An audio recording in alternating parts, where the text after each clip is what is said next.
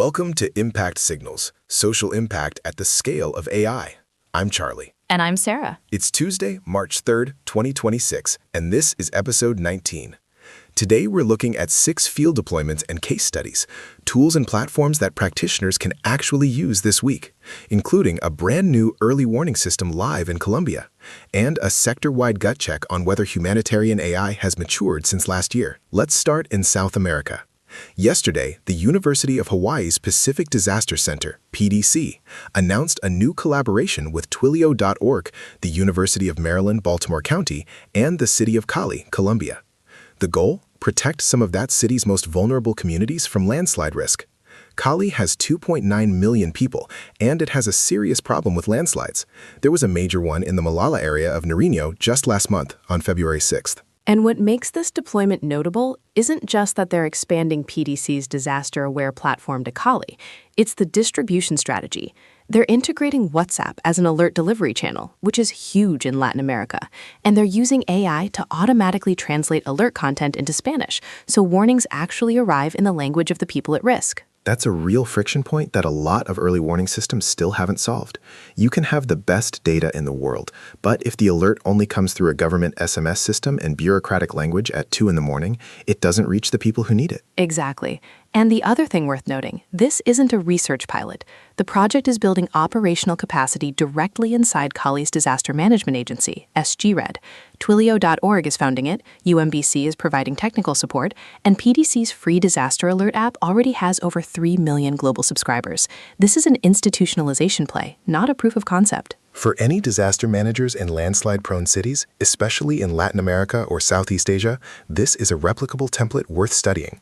Disaster-aware plus AI translation plus WhatsApp equals high-reach multilingual early warning at low cost. Moving on, and this one touches something the sector has been wrestling with all year.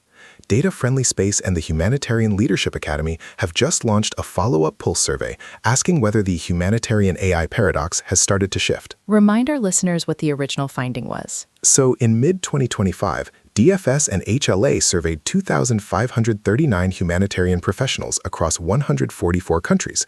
The headline finding, 93% of humanitarians are using AI tools individually, but only 8% work in organizations with fully integrated AI strategies. Individual adoption is racing ahead of institutional readiness. That's the paradox. People are using AI to do their jobs every day, but their organizations have no governance framework for it, no training programs, no guidance on which tools to trust. And that gap matters because it means the risk is invisible. You have thousands of aid workers making decisions using AI outputs their organizations never vetted, tools built by commercial companies with no humanitarian mandate, and no accountability structure if something goes wrong. Now, DFS and HLA are checking back in 6 months later. Have organizations started closing that gap? Are governance frameworks being written? Are purpose-built humanitarian AI tools winning ground against commercial ones? We'll see the results in Q2. If you work in the sector and haven't taken the survey yet, find it on ReliefWeb and take it. That collective data shapes training priorities, funding flows, and policy. Let's talk about a platform that's found a model for exactly that problem of institutional trust. GANNET, the AI-powered humanitarian analysis platform run by Data Friendly Space, just published a 2025 year-in review, and the numbers are striking. 101 countries now have humanitarian professionals using the GANNET virtual assistant. That's a 71% jump year over year. And what they saw were massive engagement spikes during active disaster events, specifically the Philippines and Myanmar earthquakes, real-time, at-scale use when it mattered most. Their Situation Hub for Myanmar is publicly accessible right now at analysis.gannet.ai/Myanmar, publishing weekly automated situation analysis that synthesizes media monitoring, displacement data, and field reports. What's the architecture? It's a deliberate human-in-the-loop design. AI handles synthesis and monitoring at scale, ingesting and structuring data that would take a team of analysts days to process manually. But human analysts from DFS validate and contextualize the output before it goes out, following established humanitarian reporting standards. That's not just a safety feature, it's a trust feature. Humanitarian organizations won't use a platform they can't stake their credibility on. Having DFS analysts behind the output means there's an institutional owner for the quality of that information. For any response team currently doing manual media monitoring, this is worth a serious look before the next major disaster event. Story 4. The U.S. Coast Guard has selected Disaster Tech's Praetos platform as its central incident command system for a convergence of major events this summer, the FIFA World Cup 2026 across North American coastal cities, plus Sail 250 and America 250 celebrations, all running concurrently with peak Atlantic hurricane season. Which is a genuinely unprecedented operational situation. You have millions of international visitors in coastal cities, increased maritime traffic in ports, federal, state, and local agencies all needing to coordinate, and you need one unified picture of what's happening. Praetos is built on secure government cloud infrastructure integrated with Microsoft 365. It puts real-time operational data, geographic incident mapping, and multi-agency coordination into a single workspace, with incident action plans aligned to National Incident Management System standards. What stands out to me is the development methodology. The Coast Guard and Disaster Tech have been running weekly iterative feedback cycles with the actual operators, not just procurement managers, but the people in the field. Sean Griffin, CEO of Disaster Tech, specifically called out practitioner-designed technology as the operating principle. That's the signal for emergency managers evaluating unified command systems. Ask who the design partners were and how often they gave feedback. The lesson is portable. Any emergency management agency preparing for a high-profile event with multi-agency complexity should be asking whether their incident command platform can handle that kind of coordination load, and whether the operators who'll use it were involved in shaping it. Story 5. And this one is happening right now.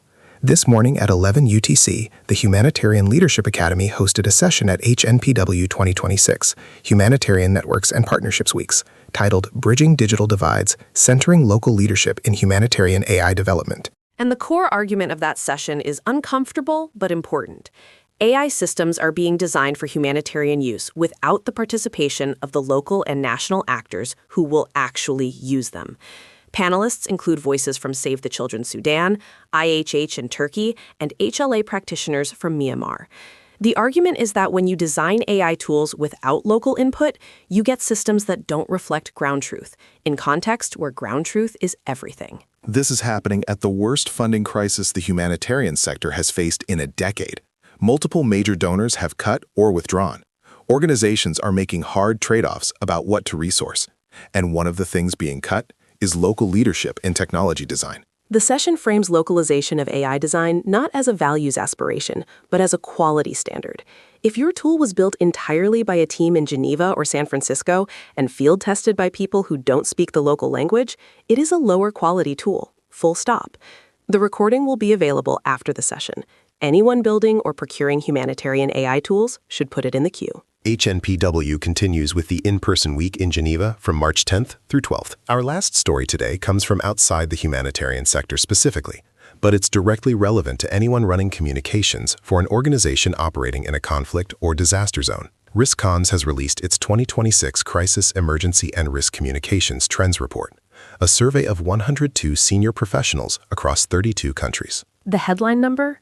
37% of respondents rate AI-generated deepfakes as a high or critical risk, but 77% have no documented protocol for handling one, and 36% have no plans to create one. That's a gap that will close violently when the first major deepfake incident hits a humanitarian organization.